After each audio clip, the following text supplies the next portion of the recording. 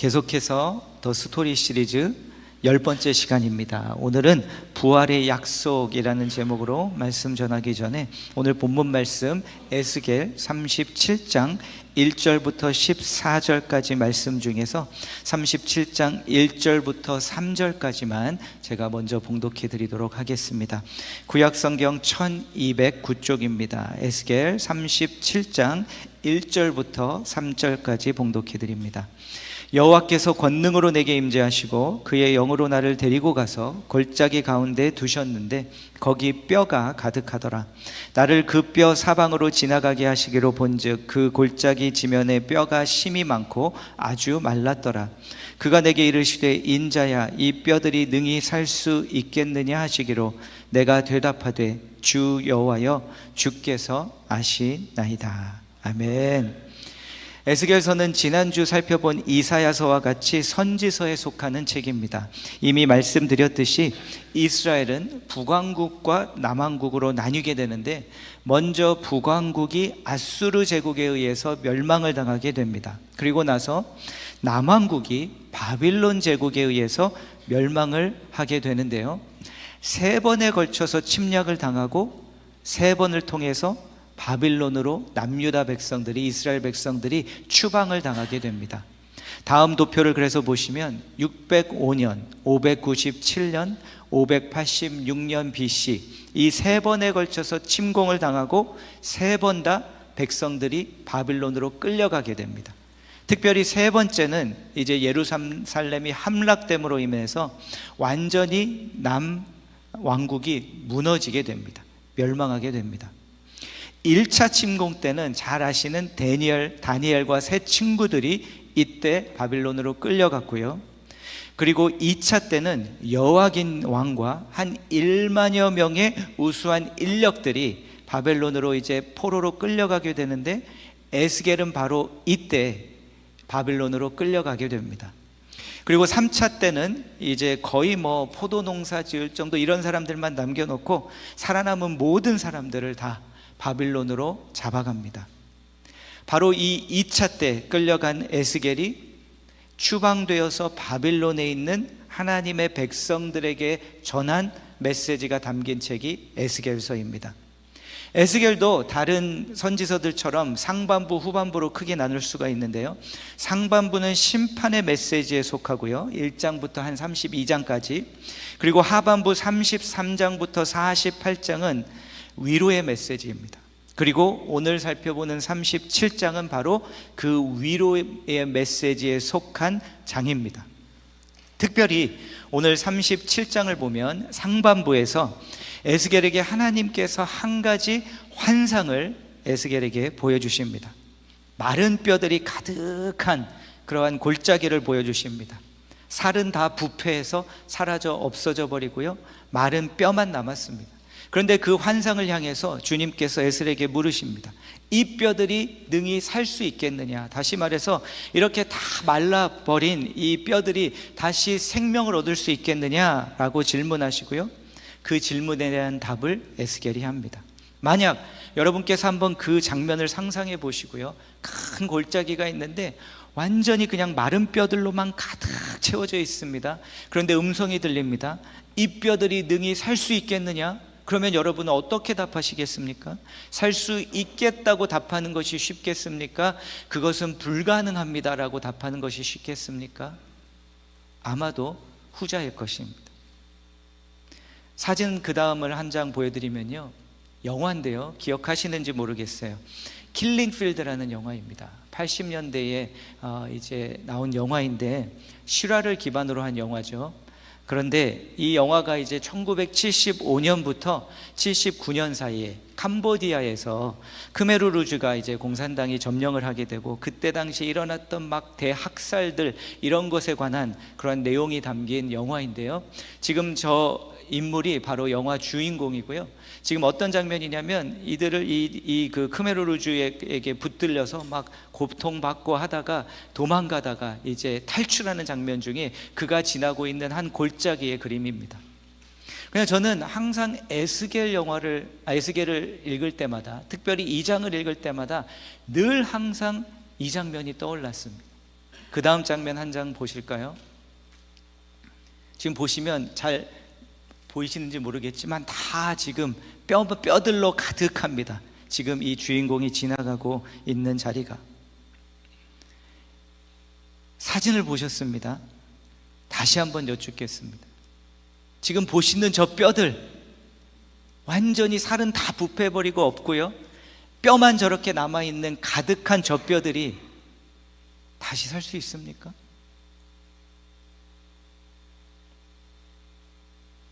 살 수 없는 겁니다. 우리가 그냥 말씀을 읽으면서 깊게 생각하지 않으면 뭐 그냥 뼈가 살이 붙는 거 쉽겠지, 하나님이니까. 물론 그렇지만 저 사진을 보고선 다시 한번 우리가 그 질문을 듣는다면 불가능합니다. 저런 뼈들이 어떻게 다시 사람으로 생명이 돼서 일어난다고요? 안 됩니다. 그런데 저러한 뼈들을 향해서 하나님께서는 에스겔에게 선포하라고 말씀하십니다.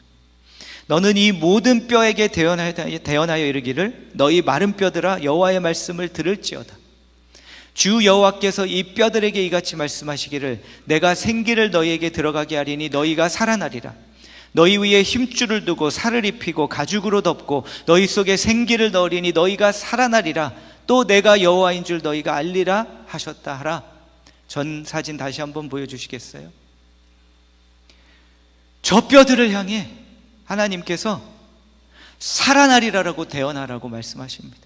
그러면 저 뼈들을 그냥 두지 않으시고 저 뼈들 위에 힘줄이 일어나게 하시고 살을 입히신 후에 가죽으로 덮으신 후에 저 뼈들이 다시 살아나게 하신답니다. 이게 가능합니까? 그런데 에스겔은 말씀을 따라 대언합니다. 그러자 도저히 불가능한, 가능하지 않은 일이 그 환상 가운데 일어납니다. 그 다음 7절입니다. 이에 내가 명령을 따라 대언하니 대언할 때에 소리가 나고 움직이며 이 뼈 저 뼈가 들어맞아 뼈들이 서로 연결되더라. 내가 또 보니 그 뼈에 힘줄이 생기고 살이 오르며 그 위에 가죽이 덮이나 그 속에 생기는 없더라. 다시 그 사진 보여주세요. 하나님의 말씀을 대언했더니 지금 저 뼈들이 서로 막 움직이면서 서로 붙기 시작하더니 우두둑 우두둑 소리가 나면서 막 뼈가 일어나기 시작합니다. 그 위에 힘줄이 생기기 시작합니다. 우두둑거리는 가운데. 그리고 살이 오릅니다. 가죽이 덮이고요, 인간의 형태가 보이기 시작합니다. 그런데 생기가 없습니다. 그래서 마치 우리가 모래 가면 보는 마네킹들처럼 인간의 모습은 가지고 있는데 죽어 있는 겁니다. 그러자 하나님께서 또다시 대언하라고 말씀하십니다. 9절, 인자야 너는 생기를 향하여 대언하라. 생기에게 대언하여 이르기를, 주 여호와께서 이같이 말씀하시기를, 생기야 사방에서부터 와서 이 죽음을 당한 자에게 불어서 살아나게 하리라 하셨다 하라. 이에 내가 그 명령대로 대언하였더니 생기가 그들에게 들어가매 그들이 곧 살아나서 일어나 서는데 극히 큰 군대더라. 한 번만 더 사진 보여주시면 감사하겠습니다. 그랬더니 그 마니켄 같은 그 형태의 인간들이 하나님의 말씀을 대언했더니 주님의 영이 그들을 채우면서 이들이 살아 움직이기 시작하고요, 하나 둘도 아니고요, 저 모든 가득한 뼈들이 다 사람이 되어서 다시 일어나 군대로 일어나는 것을 하나님께서 환상으로 보여주십니다. 왜 하나님은 바빌론에 추방되어 온 이들에게 이 환상을 보여주셨을까요? 왜냐하면 지금 이들은 바빌론에서 추방되어서 그들이 토해내고 있는 말들이 있었기 때문입니다. 그 말은 바로 이 말입니다. 37장 11절입니다. 또 내게 이르시되, 인자야 이 뼈들은 이스라엘 온 족속이라. 그들이 이르기를, 우리의 뼈들이 말랐고 우리의 소망이 없어졌으니 우리는 다 멸절되었다느니라. 지금 바빌론에 있는 하나님의 백성들이 이 고백을 토해내고 있는 겁니다. 우리의 뼈들은 말랐고 우리는 소망이 없고 우리는 다 멸절되었다. 그 가운데 이 고백을 들으시고 하나님께서 에스겔을 통해 이 환상을 보여주십니다. 그런데 여러분, 이들의 이 고백이 뼈만 남았다는, 뼈들로 말랐다는 이들의 고백이 그냥 상징적인 고백일까요? 바빌론의 침략 그리고 멸망을 상징하는 그냥 상징적인 표현일까요? 저는 그렇지 않다고 생각합니다. 3번에 걸쳐서 침공을 당했을 때 수많은 사람이 죽었고, 예루살렘에서 이제 떠나 바빌론으로 끌려갈 때에 저 영화의 주인공이 지난 저 골짜기 같은 곳을 그들도 지나갔을 겁니다. 부패해버린 뼈만 남은 곳을, 뼈들을 보았을 거고요. 물론 알아볼 수는 없겠지만 그 뼈들 중에는 자기의 이웃이 있을 수도 있었을 겁니다.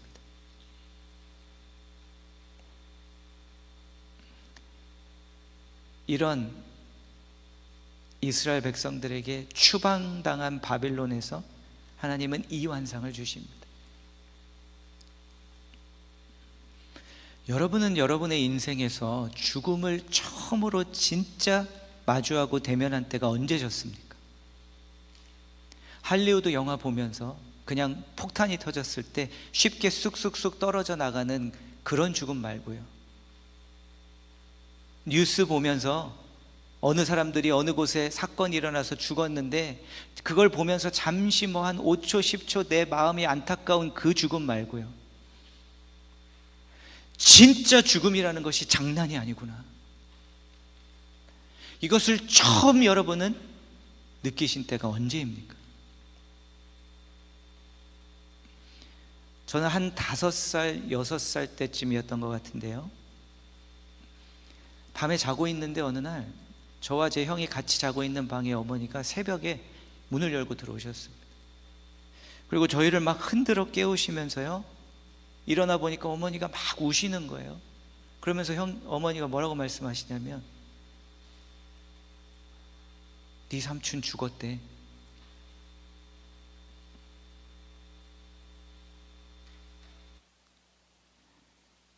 저희 어머니의 막내 동생, 외삼촌이죠. 저에게는 군대에 간 외삼촌이었습니다.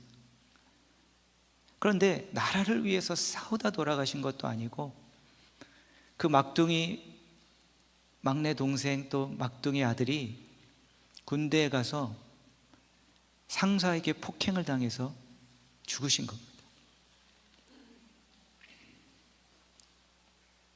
장례식은 어려서 잘 기억이 안 납니다.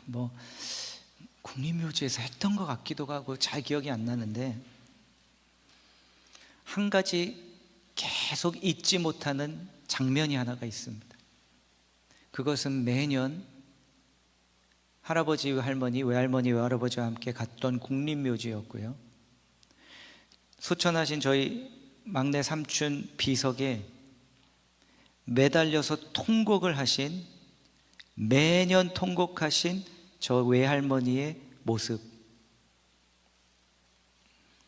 이 장면은 잊혀지지가 않습니다.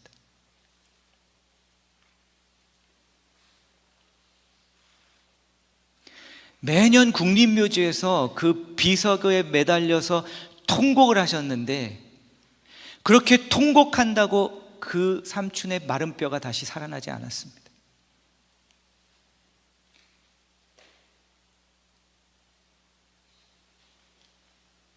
여러분, 이게 죽음입니다.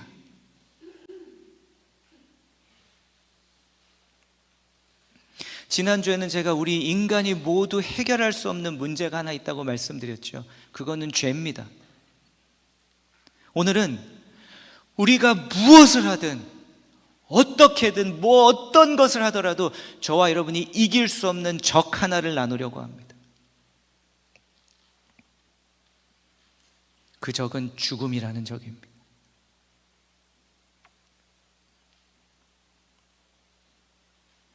우리의 힘으로는 절대 못 이깁니다.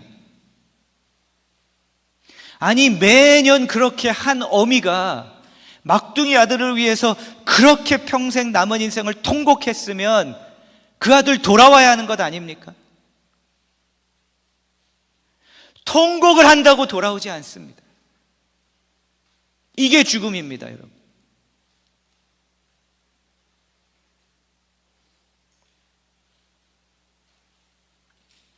그런데 늘 우리가 이해하는 것 이상을 말씀해 주시는 주님께서 바빌론에 추방되어 있던 이스라엘 백성들에게 너희들이 언젠가 다시 약속의 땅으로 돌아갈 것인만 말씀하시는 것이 아니라 그들이 그때는 다 이해 못하는 또 한 가지를 말씀해 주십니다.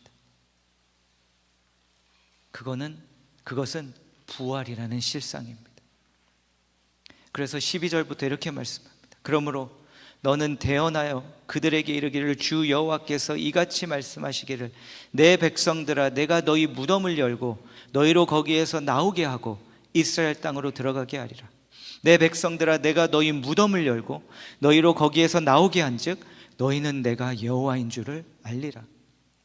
내가 또 내 영을 너희 속에 두어 너희가 살아나게 하고 내가 또 너희를 너희 고국 땅에 두리니 나 여호와가 이 일을 말하고 이룬 줄을 너희가 알리라.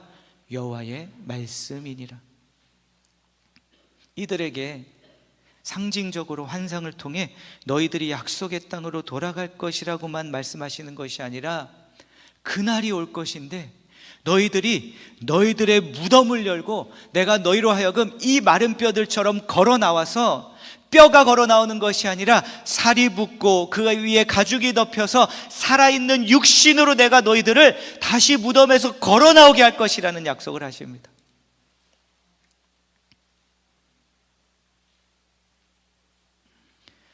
그리고 이제 신약 성경에 오면 그 시작을 한 분이 이루었다고 말씀합니다. 바로 죽었다 다시 살아나신 부활하신 예수 그리스도. 그래서 로마서 1장을 보면은요, 하나님의 복음을 설명하는 사도 바울이 예수 그리스도를 이야기하면서 예수 그리스도를 이렇게 소개합니다. 예수 그리스도의 종 바울은 사도로 부르심을 받아 하나님의 복음을 위하여 택정함을 입었으니 이 복음은 하나님이 선지자들을 통하여 그의 아들에 관하여 성경에 미리 약속하신 것이라. 그의 아들에 관하여 말하면 육신으로는 다윗의 혈통에서 나셨고 성결의 영으로는 죽은 자들 가운데서 부활하사 능력으로 하나님의 아들로 선포되셨으니 곧 우리 주 예수 그리스도시니라. 아멘. 아멘. 언제 나오나 했습니다. 다음 도표를 보시면요, 그래서 우리가 16구절로 성경 전체를 지금 꿰뚫고 있는데요, 아담의 후손, 여인의 후손과 뱀의 후손의 싸움이 계속되는 가운데 하나님께서는 여인의 후손을 통해 하나님의 약속하신 창세기 3장의 약속을 이루어 가십니다. 아브라함을 통해서 12지파를 세우시고 그 12지파가 큰 히브리 민족이 되게 하시고 그들을 출애굽시키셔서 나라가 되게 하십니다. 그런데 그 나라가 똑같이 창세기 3장의 죄를 반복합니다. 우상을 쫓아가고 자신을 섬기고 죄를 범하고, 그러자 하나님께서는 한 종을 세우시는데 그 종을 세우셔서 지난주에 살펴보신 것처럼 그 종을 죽게 하십니다. 고통받고. 죽게 하신 이유는 죄의 문제를 해결하기 위해서입니다. 그 죄의 대속의 죽음으로 우리 인간들이 그 죄로 인한 대가를 치르지 않아도 되도록. 그런데 그 종이 부활하십니다.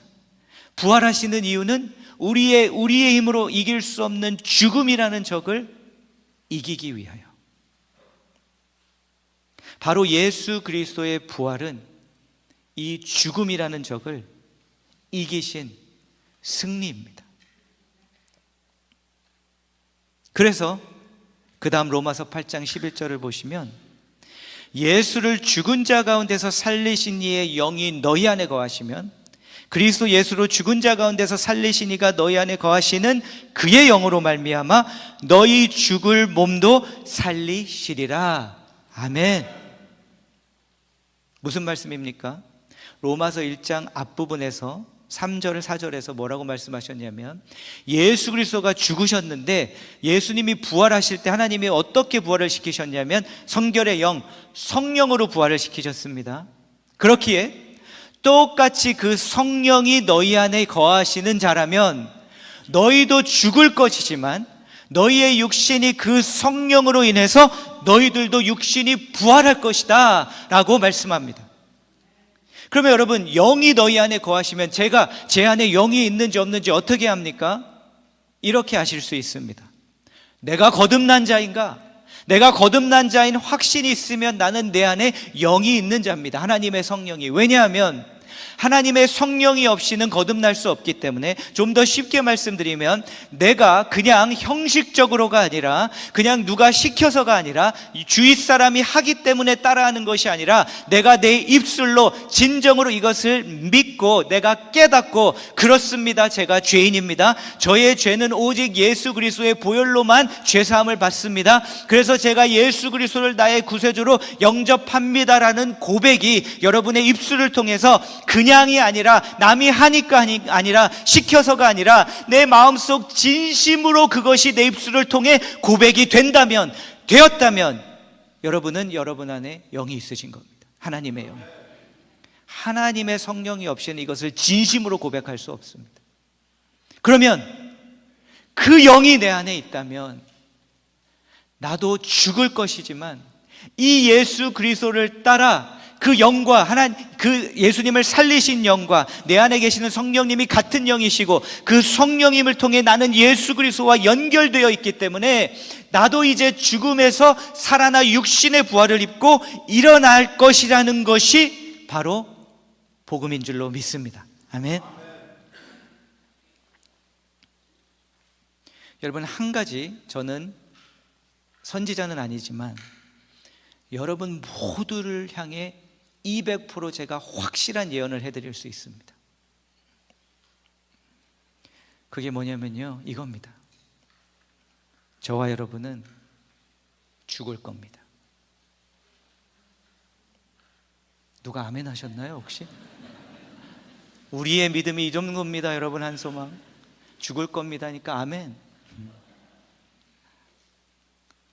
제가 선지자는 아니지만 200%, 제 예언은 100% 적중할 겁니다. 그렇다면 다음 질문에 대하여 여러분은 확신으로 답하실 수 있으십니까? 여러분의 마른 뼈는 능히 살 수 있습니까? 아멘. 아멘이시기를 바랍니다. 이 뼈들이 능히 살 수 있겠느냐? 여러분, 제가 부활을 믿는 이유는 바로 이것 때문입니다. 살 수 없다는 것을 알고요, 죽음을 이길 수 없다는 것을 압니다. 제 할머니가 수년을 돌아가시는 날까지 매년 비석에 매달려 통곡한다고 안 돌아온다니까요.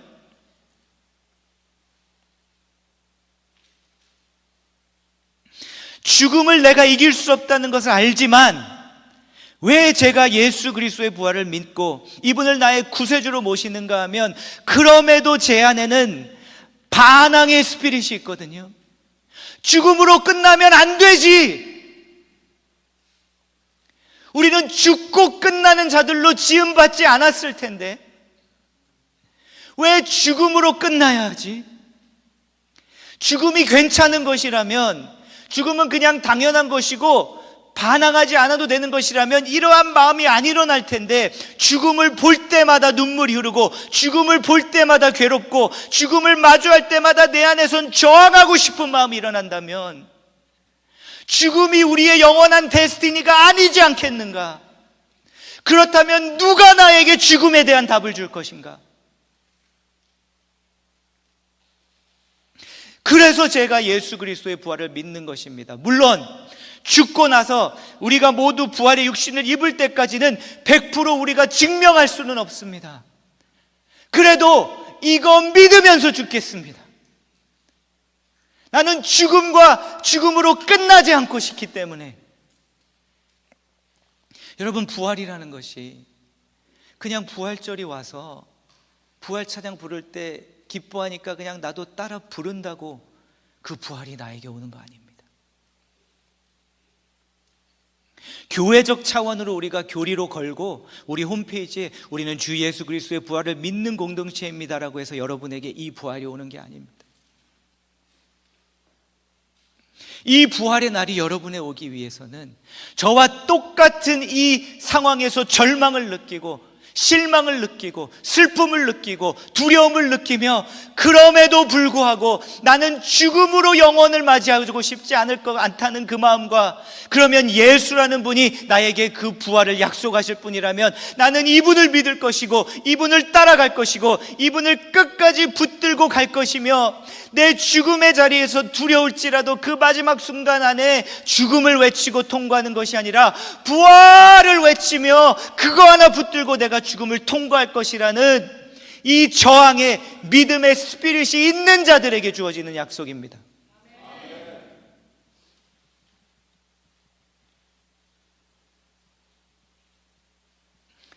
그래서 이 부활을 믿은 초대교회 그리스도인과 사도 바울은 감히 죽음을 향해 이렇게 선포합니다. 사망아, 너의 승리가 어디 있느냐? 사망아, 네가 쏘는 것이 어디 있느냐? 사망아, 사망이 쏘는 것은 죄요, 죄의 권능은 율법이라. 우리 주 예수 그리스도로 말미암아 우리에게 승리를 주시는 하나님께 감사하노니. 아멘. 어디 이렇게 함부로 죽음을 향해 이렇게 말할 수 있습니까? 여러분의 힘으로 죽음 이길 수 있습니까? 못 이깁니다. 그런데 감히 함부로 사도 바울과 우리 그리스도인들은 죽음을 향해 이렇게 고백합니다. 너의 승리가 어디 있냐 죽음아. 너 때문에 내가 한 번은 죽을지라도 두 번은 안 죽는다. 한 번 죽고 우리는 다시 일어나 부활의 육신의 몸을 입고 영원히 하나님의 나라에서 살 것이기 때문에. 아멘. 지난주에는 죄를 묵상하라고 말씀드렸습니다. 여러분, 죽음을 묵상하십시오.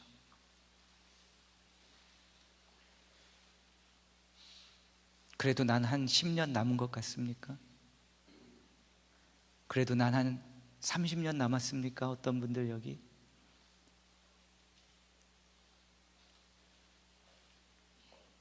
모릅니다. 아직 예수 그리스도를 통해 내 죽음 후의 문제를 해결 못하신 분이 계시다. 빨리 오늘 해결하십시오. 이 자리에 앉아서 그냥 옆에서 부활절 왔으니까 그냥 같이 부른다고 그날 오는 거 아닙니다. 철저하게 이 죽음의 무게에 짓눌려서 나는 하지만 죽음을 저항할 것이다. 누가 나를 이 죽음에서, 사망에서 건지게? 예수 그리스도입니다. 고백할 때 그때 이 부활의 약속을 얻게 되는 것입니다. 올해 7주년을 맞아서 상반기에 잔치상의 한 해를 선포했습니다. 그리고 나서 얼마 안 지나서 상반기 때 성도님 한 분이 제게 이메일을 보내주셨습니다. 이 성도님께서 좋아하시는 두 곡의 찬양을 좀 저와 나누고, 이 찬양에 대한 그 성도님이 느끼시는 생각, 마음을 좀 저하고 나누시기 위해서 이메일을 보내주셨는데, 허락을 받고 좀 나눕니다. 두 곡을 보내셨는데 그 중에 한 곡이 좀 이따 부를 말씀 후 찬양 살아계신 주입니다. 그런데 이분께서 이렇게 고백을 하십니다. 목사님께서는 이미 잘 아시겠지만 영어 찬양에서는 이 생에서의 죽음을 다루는 부분이 자주 나옵니다. 그리고 그것은 아래 곡과 같이 매우 즐겁게, 혹은 위에 나오는 것 같이 진중하거나 혹은 기대되는 뉘앙스와 함께 표현이 되는데, 저는 이게 참 좋습니다. 느낌표, 느낌표, 느낌표, 느낌표, 스마일 페이스. 이것이야말로 우리가 믿는 하나님에 대한 핵심 중에 핵심이 아닐까 합니다. 그러면서 이 찬양의 3절을 번역을 해서 보내주셨는데, 우리가 한국어로 부를 땐 주로 2절까지만 부릅니다. 그런데 영어로 3절이 있는데 3절은 이렇게 고백을 합니다. And then one day I will cross the river. 그리고 어느 날 나는 저 강을 건널 것입니다. 이분의 번역입니다. I'll fight life's final war with pain. 내 인생의 마지막 싸움을 고통과 함께 치를 것입니다. And then as death gives way to victory, 그리고 나의 그 죽음이 승리에게 자리를 내어줄 때에 I'll see the lights of glory and I'll know He reigns. 나는 영광의 불빛을 보게 될 것입니다. 그리고 그가 모든 것을 다스리고 계신다는 사실을 알게 될 것입니다. 여러분의 지금 죽음은 무엇입니까? 여러분의 죽음의 자리는 어떤 곳입니까? 어떤 죽음의 자리가 여러분에게 지금 찾아왔습니까? 오늘 이 예배 가운데 이 부활하신 우리 주님을 통해서 우리의 죽음이 주 예수 그리스도의 승리의 자리를 내어주는 예배가 되기를 소원합니다. 여러분의 죽음은 두려움이라는 죽음입니까? 지금 나의 육신의 질병과 이런 것들로 인해서 정말 죽음의 코앞까지 가신 분이 계시다면 그 죽음의 두려움이 여러분의 죽음일 것입니다. 아니면 어떤 분에게는 그리움이 여러분의 죽음일 수도 있습니다. 저는 제 인생의 시즌이 이때가 돼서 그런지 몰라도 좀 어떤 생각을 하냐면, 사랑하는 내 남편과 아내와 사별한 분들 얼마나 그리울까.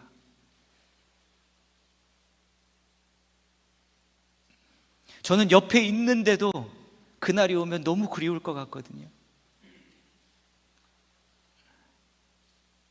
제일 힘든 게 나보다 먼저 자식을 보내는 거라는데 그런 분들도 있습니다. 그게 죽음 아니겠습니까? 그 그리움. 내가 아무리 운다고 그 사람이 돌아옵니까? 그 자식이 돌아옵니까? 안 돌아옵니다.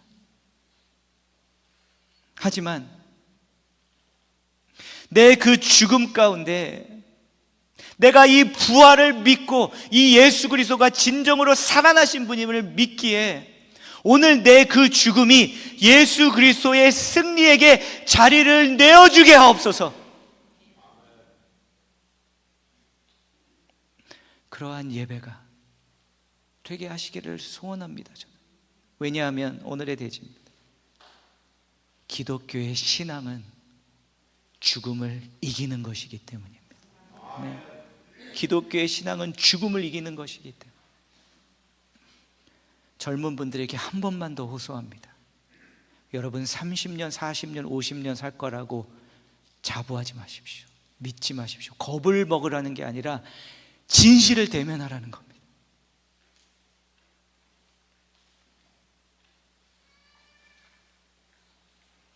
그 죽음의 마른 뼈가 어떻게 살아납니까? 두 가지입니다.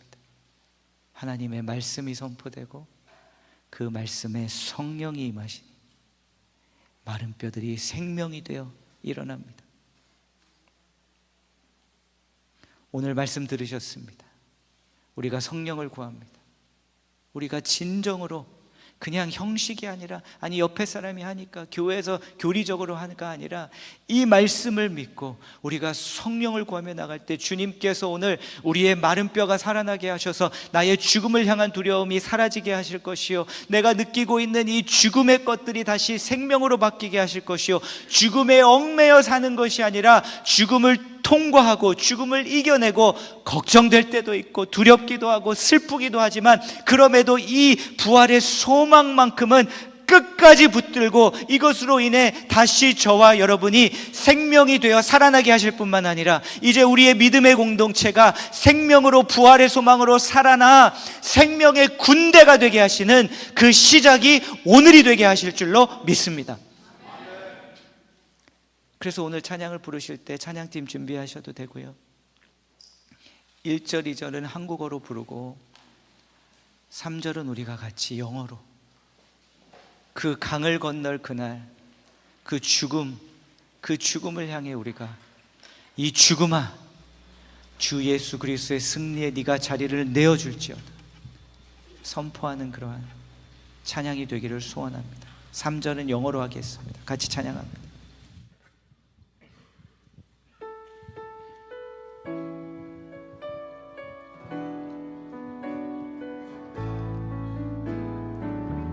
주 하나님 예수 날 위하여 오시었네. 내 모든 죄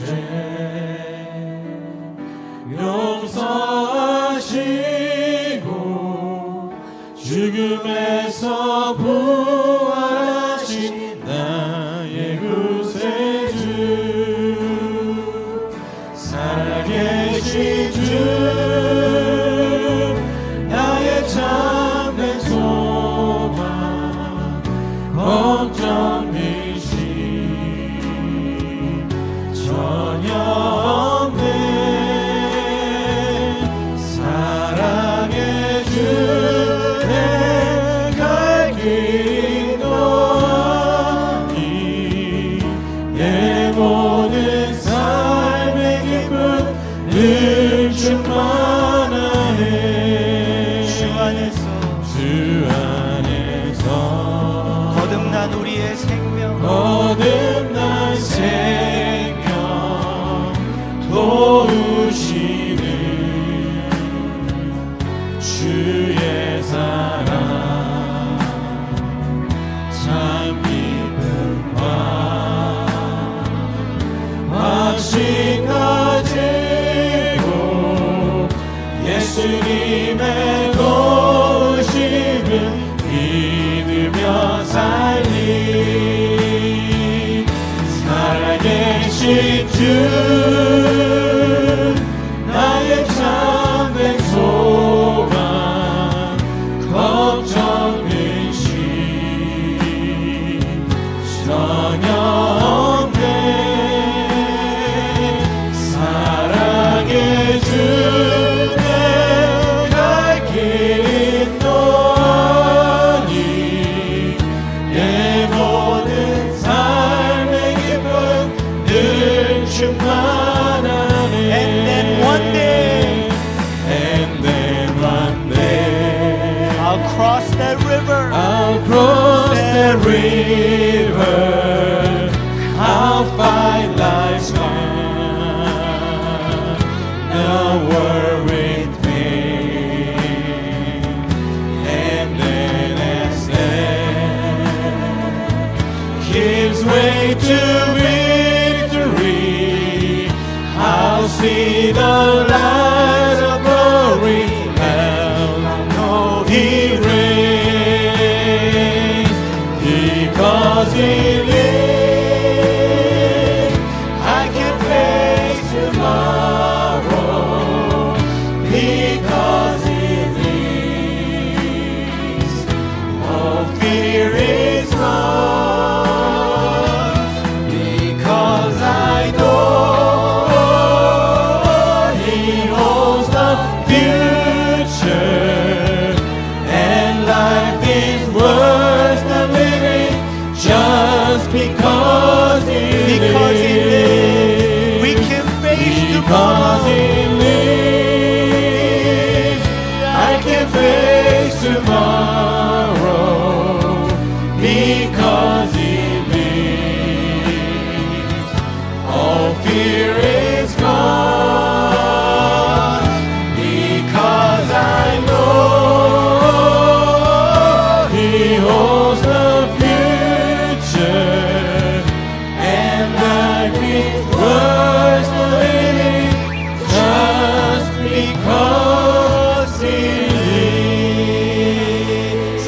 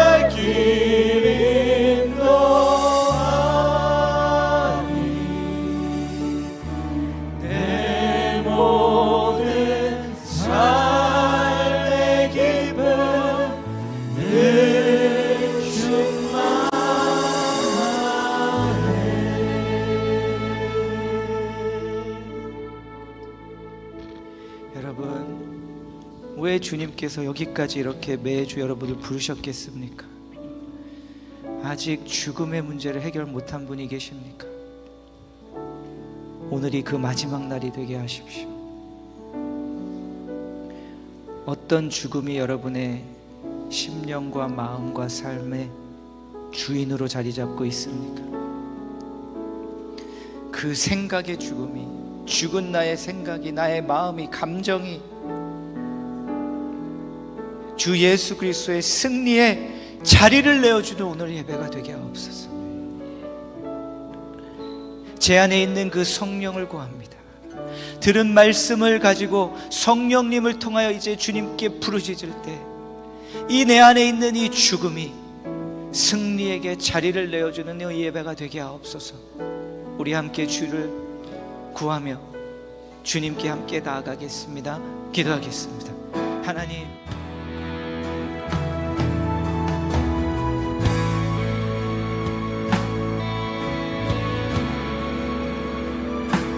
죽음의 문제를, 죽음이란 적을 해결하고 그 죽음을 이기는 오늘 예배가 되게 하옵소서.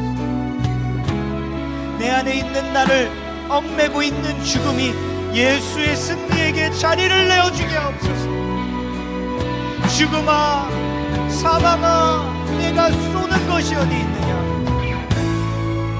죽음아, 사망아, 너는 더 이상 나를 쏠 수 없다고. 주 예수 그리스도의 승리로 인해, 그 부활의 승리로 인해 죽음에 거하는 것이 아니라 생명으로 걸어나가게 하옵소서. 우리 가정 안에 있는 죽음이 예수 그리스도의 승리의 자리를 내어주게 하시고, 우리의 영적인 공동체의 가정이 죽음이 아니라 생명에게 자리를 내어주는, 승리에게 자리를 내어주는 일이 일어나게 하여 주옵소서. 주님, 두려움이란 죽음이 승리에게 자리를 내어주고, 부활의 영생의 약속이 죽음이 함부로 하지 못하는, 우리가 죽음을 향해 감히 함부로 도전하며 승리를 선포할 때 주의 승리가 임하게 하여 주옵소서. 주님, 우리 다 함께 오늘은 일어나서 한 번만 더 후렴 선포하도록 하겠습니다. 살아계신 주, 살아계신 주, 나의 참된 소망, 걱정 근심 전혀 없네. 사랑의 주의 갈 길 너 아니, 내 모든 삶의 기쁨 늘 줄만 아네.